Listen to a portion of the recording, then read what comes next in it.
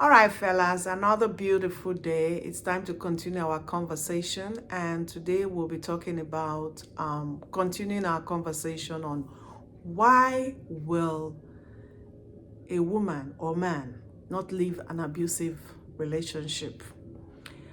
Another reason we'll be looking at today is love and attachments. Love and attachment. When you have grown so much to be in love with this person and you have become so attached to the person, especially when you've been detached from any other support system, when all you can now do is depend and lean on this person, then invariably, no matter what comes out of it, you just want to dwell with that, because for you, that is what you know. That is your comfort place. But the reality is, whether it is toxic or abusive, you just want to dwell there because that's your place of comfort. That's like your place of peace. Even though there is no peace there, but for you, that's your place of comfort. So love and attachment is what keeps most people too in a relationship. So they want to just dwell on the credit part of the relationship, but forgetting that in every accounting system, there is a credit and there is debit, right? So if you weigh the relationship and you figure that there is more negativity coming from it, like you lack peace of mind, you lack authenticity, you lack the opportunity to just be yourself. Like when you see this person coming or you hear their voice, you quake at the sound of their voice. It's like almost like you're living in terror. So you're traumatized already, but your traumatic living and your chaotic situation, lifestyle has become a norm for you. So you've grown to become accustomed to it. So you now feel like this is the normal thing. There is no way out. Therefore, I just have to stay here. No, you don't. No, you don't. There is another way out. You can still look out and say, I can do better than this. I deserve better than this. Because like I always say, you can only take abuse to the extent to which you abuse yourself. You can only accept disrespect to the extent to which you disrespect yourself. If you love yourself enough, the first thing you do in loving yourself is to plot your exit graph away from an abusive and toxic relationship. Yeah? Growing to become so attached to the other party who abuses and disrespects you is not going to help you in any way. It's not going to help your mental state. It's not going, even when you tend to pretend, because that's one thing I know and have learned over time. People pretend that, oh, they're happy. They're, especially in today's world of social media. They put up all kinds of things on social media. How, their life is going all well and, all the rosy and all the butterflies flying. And I mean, in my mind, that is a wish. You're wishing that that is where you are. But your reality is that is not where you are. You are not there. So the first point of responsibility is to accept that there is a problem. You acknowledge that there is a problem. When you acknowledge that problem, then you're ready to work towards finding a solution to solving the problem. But if you don't acknowledge that there's a problem, you keep trying to sweep it under the carpet, you keep telling yourself, oh, it doesn't exist, after all, this is what I hope for. Yesterday we were that good, so therefore tomorrow we're going to be that better.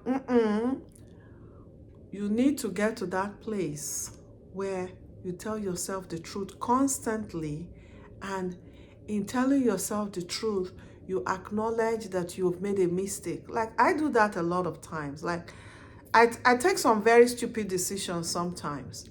And then I look back like, come on, AK, you've been stupid. Yeah, you were stupid. Yeah, that was a stupid thing you thought you could do. Yeah, and then it pans out and I'm like, it didn't even go out well because you were stupid. Yeah.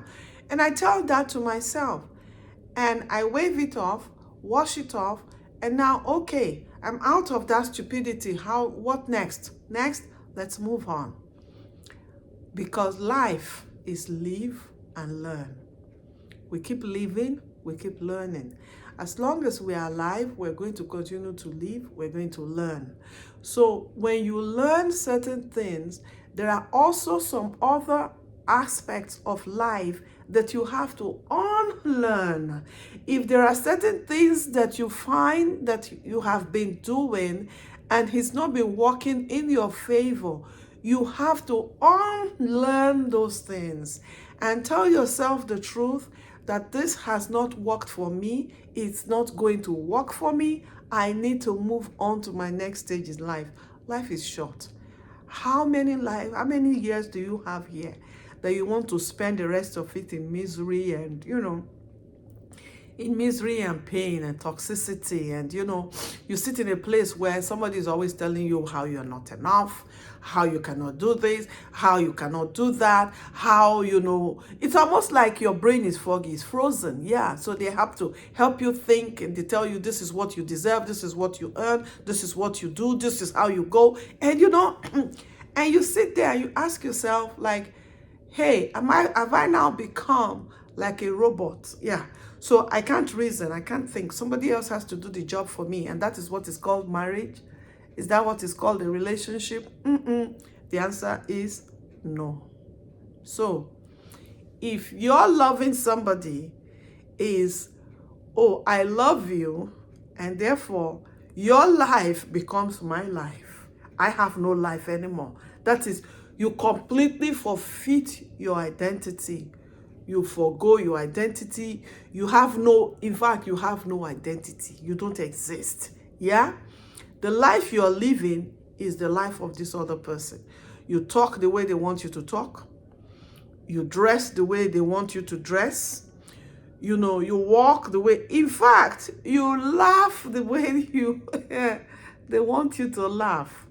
I was in a situation once where we went for a comedy show, and I was having fun, and I was laughing, and my laughter irritated my partner because even the way I chewed my egg, yeah, irritated him at that point. The reason was not because I couldn't chew right, or it wasn't because I didn't laugh right.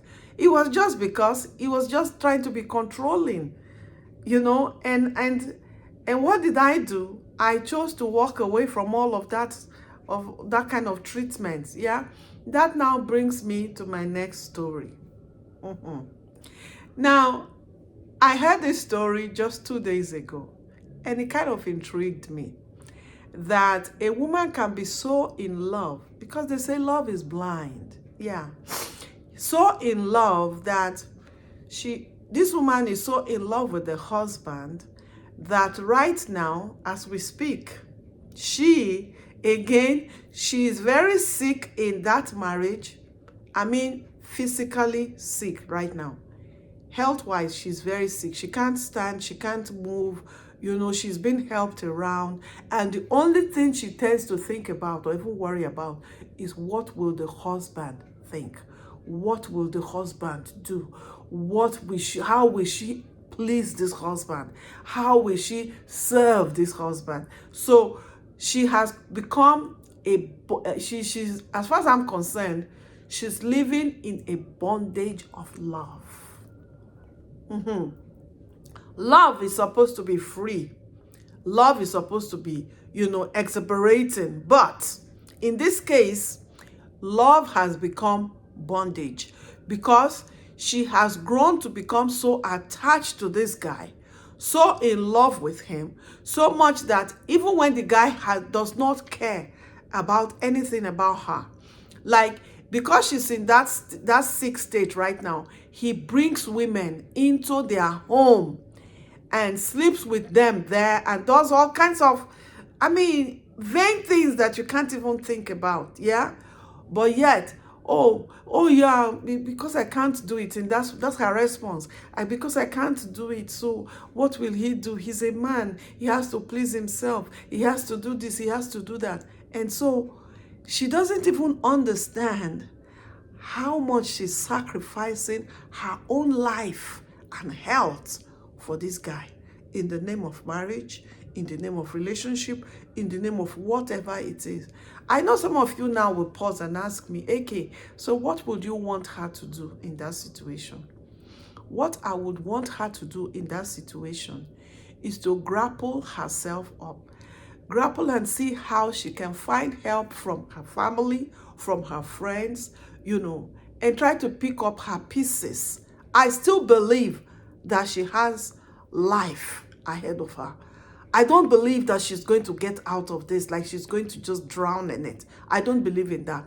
I believe that she has a ton of life to live out of this situation. So what I will ask is that she finds help around her friends and family and get good health for herself, find healing for herself, either through medicine or or even natural way of healing, and focus on healing herself and helping herself to help herself stand and hold herself up again.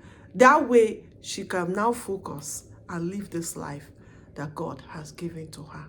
On this note, I say peace and love.